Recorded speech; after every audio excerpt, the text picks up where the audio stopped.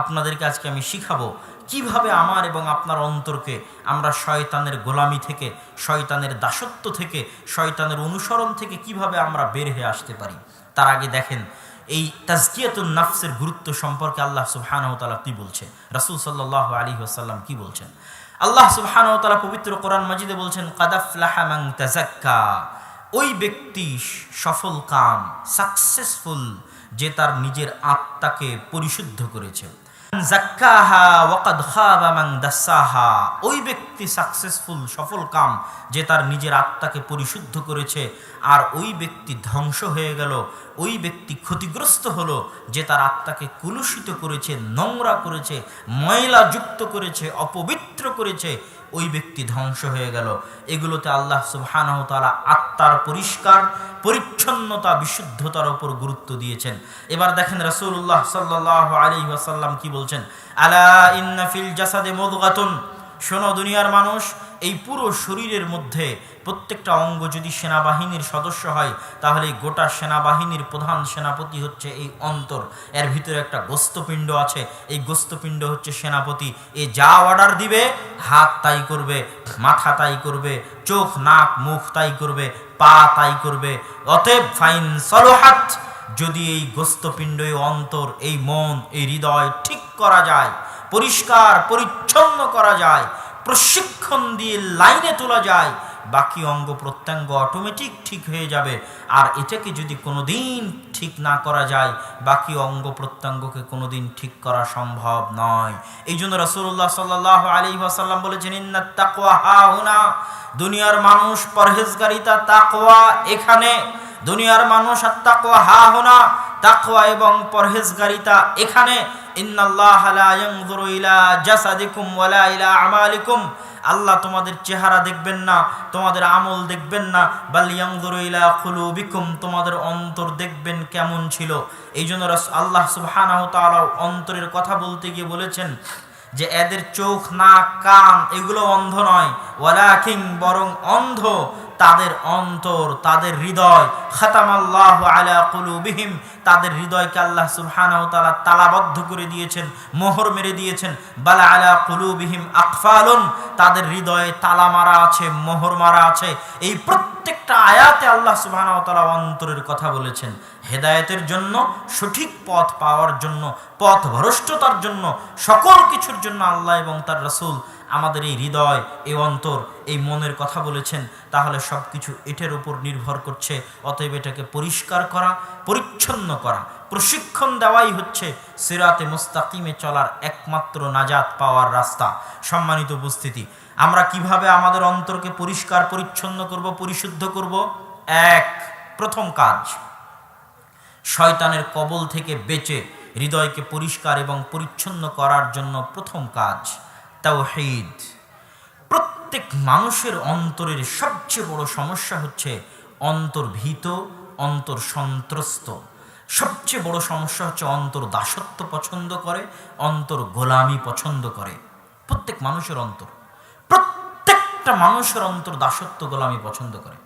আপনারা এখানে যারা বসে আছেন সকলের অন্তর, যারা এই প্রোগ্রাম আয়োজন করতেছে তাদের সকলের অন্তর দাসত্ব এবং গোলামি পছন্দ করে। যেমন কিভাবে, যদি এটা না করি, যদি দাড়ি রাখি, আমাকে চাকরি থেকে আউট করে দিতে পারে, অতএব টাকা পয়সা বন্ধ হয়ে গেলে বিপদে পড়ব, অতএব দাড়ি কাটাই ভালো।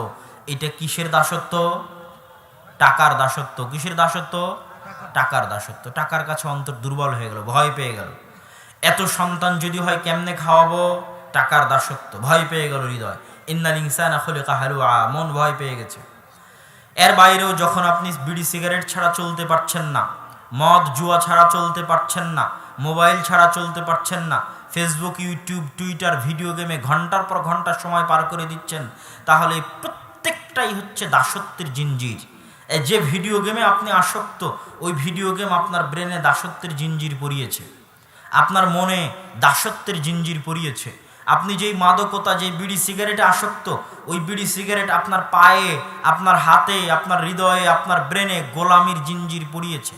তাহলে মানুষের হৃদয় দাসত্ব পছন্দ করে, দাস হতে চায়, শয়তানের দাস, পৃথিবীর যে কোনো কিছুর দাস, ধন সম্পদের দাস, ক্ষমতার দাস, টাকা পয়সার দাস, নারীর দাস, সকল কিছুর দাসত্ব হৃদয় পছন্দ করে। এটা হৃদয়ের সবচেয়ে বড় রোগ, সবচেয়ে বড় ব্যাধি। এই ব্যাধি থেকে হৃদয়কে মুক্তি দিতে হলে তাওহীদ লাগবে, কালিমা লা ইলাহা ইল্লাল্লাহ লাগবে। যখন মানুষ অন্তরের অন্তরস্থল থেকে লা ইলাহা ইল্লাল্লাহ অনুভব করবে, বুঝবে আমার তাওহীদের উপর বিস্তারিত বক্তব্য আছে, আল্লাহর পরিচয়ের উপর বিস্তারিত বক্তব্য আছে, শুনে দেখবেন যে আল্লাহর পরিচয় কি, আল্লাহ কে, আল্লাহ কাকে বলে, আল্লাহর গুণাবলী কি, আল্লাহর পরিচয় কি। যখন এই তাওহীদ আপনার হৃদয়ে ঢুকবে, আস্তে আস্তে আপনি দুনিয়ার দাসত্ব থেকে উপরে উঠবেন, দুনিয়ার টাকা থেকে উপরে উঠবেন, দুনিয়ার ক্ষমতা থেকে উপরে উঠবেন, দুনিয়ার যাবতীয় দাসত্ব থেকে আপনি আপনার নিজের হৃদয়কে আজাদ করে দিবেন, স্বাধীন করে দিবেন। আল্লাহর গোলামি, আল্লাহর দাসত্ব পৃথিবীর সবচেয়ে বড় স্বাধীনতা। পৃথিবীর সবচেয়ে বড় স্বাধীনতা কি? আল্লাহর গোলামি এবং আল্লাহর দাসত্ব। এটা পৃথিবীর সবচেয়ে বড় স্বাধীনতা। যে বান্দা যত বেশি পরিমাণে আল্লাহর গোলাম, ও তত বেশি পরিমাণে স্বাধীন এবং আজাদ। পৃথিবীর কোনো শক্তি, পৃথিবীর কোনো ক্ষমতা, পৃথিবীর কোনো টাকা, পৃথিবীর কোনো কিছু তাকে নিজের কন্ট্রোলে করতে পারবে না, নিজের অধীনে নিতে পারবে না। এই ক্ষমতা পৃথিবীর কোনো কিছুর নাই যে তাকে কন্ট্রোলে নেবে, তাকে অধীনে নিবে। কেননা সে মাথার চাঁদি থেকে নিয়ে পায়ের পাতা পর্যন্ত টোটালটাই কার গোলামি গ্রহণ করেছে? আল্লাহর। ও পরিপূর্ণ স্বাধীন হয়ে গেছে, পরিপূর্ণ আজাদ হয়ে গেছে। তাহলে আমাদের অন্তরকে পরিশুদ্ধ করার, পরিষ্কার পরিচ্ছন্ন করার প্রথম কাজ হচ্ছে আল্লাহ সুবহানাহু ওয়া তাআলার তাওহীদের বিশ্বাস। হৃদয়ে যত গভীর হবে, হৃদয় থেকে শয়তানের অস্তিত্ব এবং গোলামি তত দূরীভূত হবে। দ্বিতীয় কাজ, গত কয়েকদিন আগে সিরাজগঞ্জে একটি প্রোগ্রাম করার পর একজন দিনী ভাই জিজ্ঞেস করলেন যে আমার সাথে কিছু পার্সোনালি কথা বলতে চান আড়ালে। ঠিক আছে, একটু আড়ালে গেলাম, রাস্তার সাইডে। তিনি খুব দুঃখ নিয়ে, কষ্ট নিয়ে বলছেন তিনি অবৈধ জেনার সম্পর্কে লিপ্ত। কিভাবে বের হবেন? বের হওয়ার রাস্তা তার জানা নাই, তবে বের হতে চান। তো এই রকম কত মানুষ কত গুনাহে লিপ্ত। আমি তাকে বললাম, এটাই তাজকিয়াতুন নাফসের মূল থিওরি। আপনাদেরকেও বলছি, নিজেকে বলছি, প্রত্যেককে বলছি, আমরা যতজন যত গুনাহে লিপ্ত আছি তার এক নাম্বার কারণ আমাদের অন্তর আমাদের কন্ট্রোলে নাই। আমাদের অন্তরের উপর আমাদের কোনো কন্ট্রোল পাওয়ার নাই। যেখানে খাবার দেখলাম খাবার খেয়ে নিতে হবে, হালাল হারাম দেখার কি আছে? কন্ট্রোল ক্ষমতা নাই। আর এখানে টাকা দেখা যাচ্ছে ইনকাম করে নিতে হবে, হালাল হারাম দেখার কি আছে? কন্ট্রোল ক্ষমতা নাই। এখানে মহিলা মানুষের মোবাইল নাম্বার দেখা যাচ্ছে, কল দিয়ে প্রেম করতে হবে, কন্ট্রোল ক্ষমতা নাই। এখানে মহিলার অশ্লীল দৃশ্য দেখা যাচ্ছে, দেখতে হবে, বিনোদন নিতে হবে, কন্ট্রোল ক্ষমতা নাই। এখানে জুয়া খেলা হচ্ছে, জুয়া খেলতে হবে, কন্ট্রোল ক্ষমতা নাই।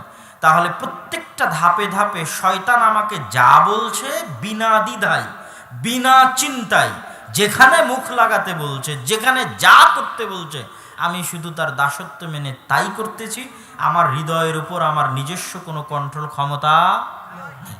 প্রত্যেকটা গুনাহের পিছনে কারণ হচ্ছে হৃদয়ের উপর কন্ট্রোল ক্ষমতা না থাকা। কন্ট্রোল ক্ষমতা থাকলে তো আর আপনি জেনা করতে যেতেন না। ওই ভাইয়ের সাথে আমার কথা হচ্ছে, যেটা তাজকিয়াতুন নাফসের বক্তব্যের মূল বিষয়বস্তু। কন্ট্রোল পাওয়ার থাকলে তো যেতেন না, নেই। তাহলে কন্ট্রোল পাওয়ার আগে আনতে হবে। কিভাবে আনবেন? শুধু বিরত থাকার মাধ্যমে কোনো কিছুতে কন্ট্রোল পাওয়ার আসে না। আপনি বলতেছেন যে আমি জেনা থেকে বিরত থাকতে চাই, এটা দিয়ে যতই আপনাকে বক্তব্য শোনাই, আপনি আপনার জেনার উপর বিশাল ভয়াবহ বক্তব্য দিলাম, তবু আপনার নাফসকে কন্ট্রোল করতে পারবেন না।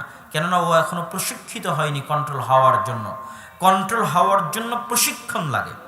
আর প্রশিক্ষণের জন্য ঘরে বসে থাকলে হয় না, প্রশিক্ষণের জন্য কাজ লাগে। প্রশিক্ষণের জন্য কি লাগে? আর্মি, সেনাবাহিনীরা যখন প্রশিক্ষণ করে তখন জান প্রাণ দিয়ে তাদেরকে খাটানো হয়, কাজ করানো হয়। এটা প্রশিক্ষণ। আপনি আপনার হৃদয়কে কোনো কাজই করালেন না আর বলছেন আমি গুনাহ থেকে বেঁচে থাকবো, এটা অসম্ভব, এটা হয় না ভাই। আপনার হৃদয়ের যেহেতু কোনো কাজ নাই, অলস বসে আছে, এই জন্য শয়তান যা বলছে ও তাই শুনছে, ওর তো কোনো কাজ নাই। তাহলে অন্তরকে প্রশিক্ষণ দিতে হলে প্রথমত অন্তরকে কি দিতে হবে? কাজ দিতে হবে। কি দিতে হবে? কাজ দিতে হবে। আর এই অন্তরকে প্রশিক্ষিত রাখার জন্য, ট্রেন্ড রাখার জন্য আল্লাহ সুবহানাহু ওয়া তাআলার পক্ষ থেকে সারা পৃথিবীর সকল মানুষের জন্য একটাই কাজ দেওয়া আছে, অন্য কোনো কাজ দেওয়া নাই। দেওয়া থাকলে বছরে একবার, জীবনে একবার, অনেক ফেকড়া আছে, টাকা পয়সা হলে না হলে অনেক শর্ত সাপেক্ষ আছে। সব শর্ত সাপেক্ষ ছাড়া প্রত্যেক মুসলমানকে শুধুমাত্র দৈনিক করার জন্য একটাই কাজ দেওয়া আছে। সেটা কি? সেটা কি? জোরে বলতে হবে, সেটা কি? সালাত। ইন্নাস সালাতা তানহা আনিল ফাহশাই ওয়াল মুনকার। এবার ওই ভাইয়ের সামনে আমি বলছি, আপনাদেরকেও বলতেছি, রাসূলুল্লাহ সাল্লাল্লাহু আলাইহি ওয়াসাল্লাম বলেছেন, যে ব্যক্তি টানা 40 দিন তাকবীরে তাহরিমার সাথে 5 ওয়াক্ত সালাত, প্রথম তাকবীর আল্লাহু আকবার, এই প্রথম তাকবীরের সাথে টানা 40 দিন যে ব্যক্তি সালাত আদায় করবে মসজিদে এসে জামাতে, তার হৃদয়কে, তার অন্তরকে, তার আত্মাকে মুনাফিকি, নেফাকি থেকে এবং জাহান্নামের আগুন থেকে পরিত্রাণ এবং মুক্ত ঘোষণা করে দেওয়া হবে। আল্লাহু আকবার। এবার এক এক ওয়াক্ত সালাতে মসজিদে তাকবীরে তাহরিমা ধরা এক একটা তৃতীয় বিশ্বযুদ্ধের চাইতে ভয়ঙ্কর যুদ্ধ শয়তানের বিরুদ্ধে। এক একটা তৃতীয় বিশ্বযুদ্ধের চাইতে ভয়ঙ্কর যুদ্ধ, এক এক ওয়াক্ত সালাত তাকবীরে তাহরিমার সাথে মসজিদে আদায় করা কার বিরুদ্ধে? আজকে সিদ্ধান্ত নেন, আজকে সিদ্ধান্ত নেন যে আগামীকাল থেকে কতদিন কত কাকে দেখে নিলেন, উমুককে দেখে নেব, তুমুককে দেখে নেব, আমার এত পাওয়ার, এত ক্ষমতা। আজকে একটু বক্তব্য শুনে শয়তানকে দেখে নেওয়ার ইচ্ছা জাগে না? যুবকদেরকে একটু বলতে চাই, একটু কি শয়তানকে দেখে নেওয়া যায়? একটু শয়তানকে দেখে নিতে চাইলে এটা ফার্স্ট চ্যালেঞ্জ, 40 দিন তাকবীরে তাহরিমার সাথে, প্রথম তাকবীরের সাথে মসজিদে সালাত আদায় করা। কেন চ্যালেঞ্জ?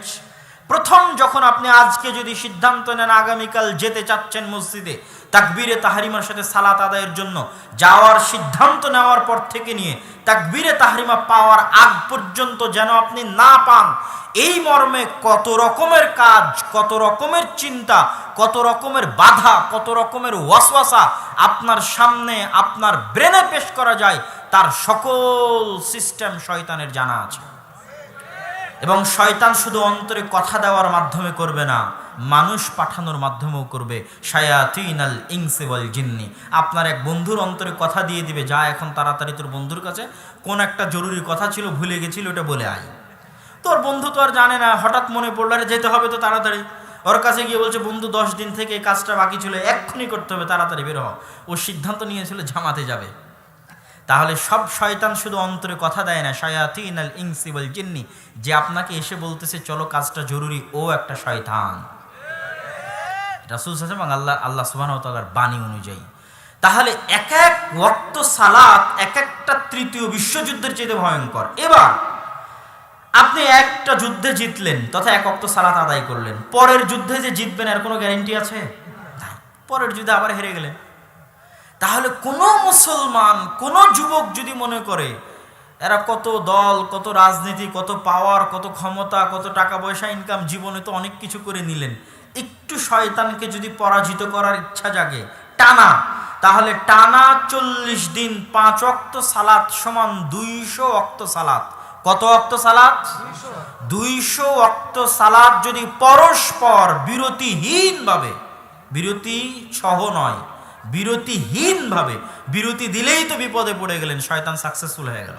আবার আপনার অন্তরের উপর আরো কন্ট্রোল ক্ষমতা চলে এসেছে, ও তো খুব বিপদে আছে, বাপরে বাপে এত বড় চ্যালেঞ্জ নিয়েছে, আমার কন্ট্রোল থেকে তো বের হয়ে যাবে। এই জন্য জান প্রাণ দিয়ে চেষ্টা করবে কেমনে একটা বিরতি দেওয়ানো যায়।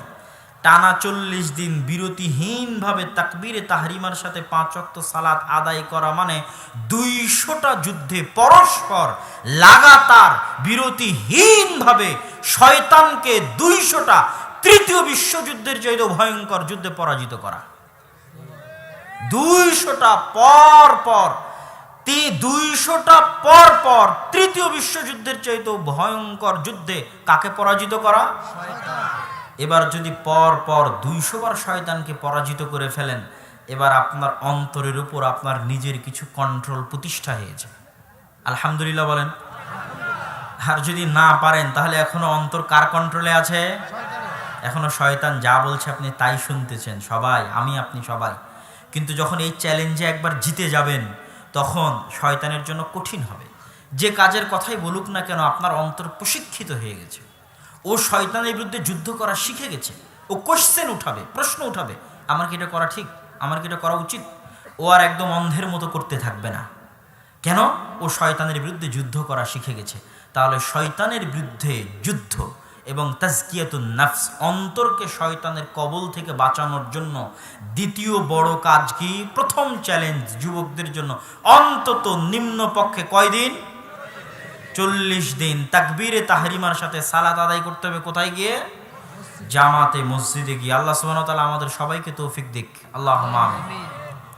তৃতীয় জরুরি কাজ, এই তৃতীয় কাজ বলার আগে একটু আপনাদের ইশারা দিয়ে নিই। তৃতীয় কাজ করাটাও আমাদের একটা জরুরি কাজ তাজকিয়াতুন নাফসের জন্য। তার আগে একটু ইশারা দিই।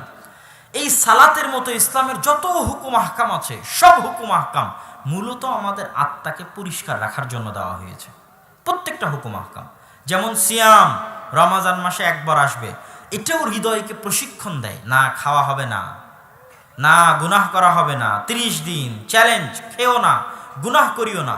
এটাও অন্তরকে প্রশিক্ষণ দেয় গুনাহ থেকে বিরত থাকার জন্য, ক্ষুধা সহ্য করার জন্য, লোভ লালসা কমানোর জন্য, আল্লাহর আনুগত্যে টিকে থাকার জন্য, শয়তানের বিরুদ্ধে যুদ্ধ করার জন্য। ওই জন্য বলা হয়েছে লাআল্লাকুম তাত্তাকুন, যেন তোমরা তোমাদের হৃদয় পরহেজগার হতে পারে, তোমাদের হৃদয়ের উপর তোমাদের কন্ট্রোল ক্ষমতা থাকে, তোমরা সব শয়তানের গোলাম যেন না হয়ে যাও। এই জন্য তারপরে দেখেন জাকাতের কথা।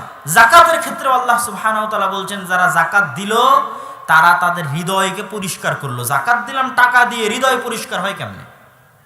জাকাত দিলাম টাকা দিয়ে, অন্তর কেমনে পরিষ্কার হয়? সম্পর্ক আছে অন্তরের সাথে। পকেট থেকে টাকা বের হতে অন্তরের উদারতা লাগে। অন্তরের কি লাগে? যেই সমস্যার কারণে জাকাত দিচ্ছে না, ওটা মনের সমস্যা। ওটা কি শরীরের সমস্যার জন্য জাকাত দিচ্ছে না, না মনের সমস্যার জন্য জাকাত দিচ্ছে না? ফকির হয়ে যাবে, টাকা কমে যাবে, এই ভয় তো জাকাত দিচ্ছে না। তাই এই সমস্যাটা কোথায়? মনে। তাহলে যখন জাকাত দিল, তাহলে মন কন্ট্রোল হলো, পরিষ্কার হলো, পরিচ্ছন্ন হলো শয়তানের একটা কন্ট্রোল থেকে।